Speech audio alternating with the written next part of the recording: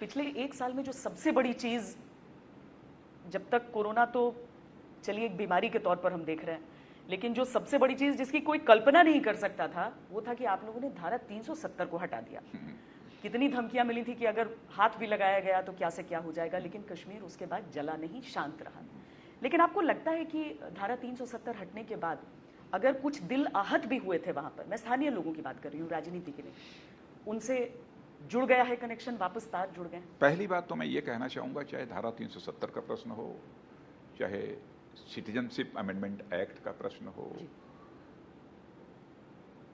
चाहे एनआरसी का प्रश्न हो, इन सब सारे मुद्दों की चर्चा हम लोगों ने अपने चुनावी घोषणा पत्र में भी की थी।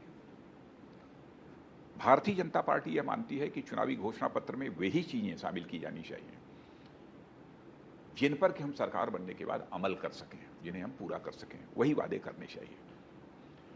आपने देखा होगा कि इस बीच जो भी हम वादे चुनावी घोषणा पत्र में हम लोगों ने किए थे, सारे वादों को पूरा किया है, क्योंकि उसी के आधार पर ही हमने जन समर्थन हासिल किया है। भारत की राजनीति में नेताओं की वर्ड्स और डीड्स, कृति और कथन दोनों में अंतर होने के कारण जो एक विश्वास का संकट पैदा हुआ, उस विश्वास के संकट को भी हमारी सरकार ने मोदी जी के नेतृत्व में उस चुनौती को स्वीकार किया।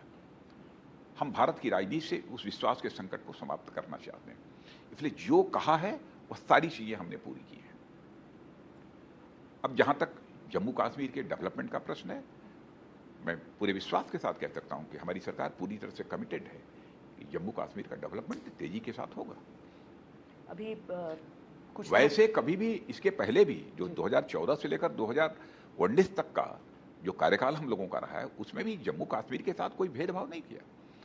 मैक्सिमम फंडिंग डेवलपमेंट के लिए यदि किसी स्टेट को हम लोगों ने की है तो जम्मू कश्मीर के लिए ही की है।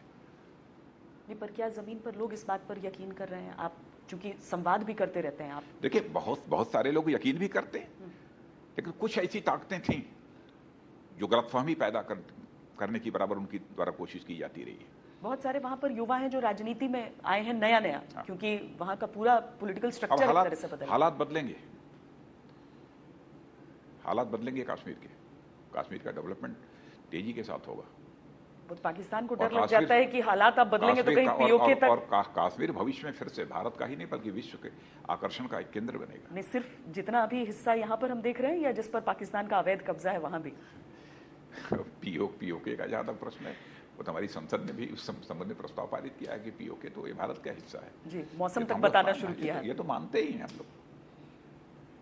पर क्या ये संभव है राजनाथ जी? क्यों इतने सालों से प्रयास हुआ, जिस तरह से पाकिस्तान वहां पर जाकर काबिज हो गया, यूनाइटेड नेशंस तक को बुला लिया गया उस समय, उसके बाद न जाने कितने समझौते हो गए, लेकिन पीओके क्या वाकई संभव है कि एक बार पूरे उस मुकम्मल नक्शे को हम देखेंगे जो बचपन से पढ़ते हैं? भारत तो यही मानता है कि पीओके भारत का ही हिस्सा है, और हो भी सकता है। आपको किसी संभावना को, आप कह रहे हैं सारे वादे पूरे हो गए, कुछ नए वादे जुड़ जाएंगे? किसी संभावना को नकारा नहीं जा सकता, कब क्या होगा कुछ कहा नहीं जा सकता, लेकिन भारत तो मानता है कि पीओके हमारा है।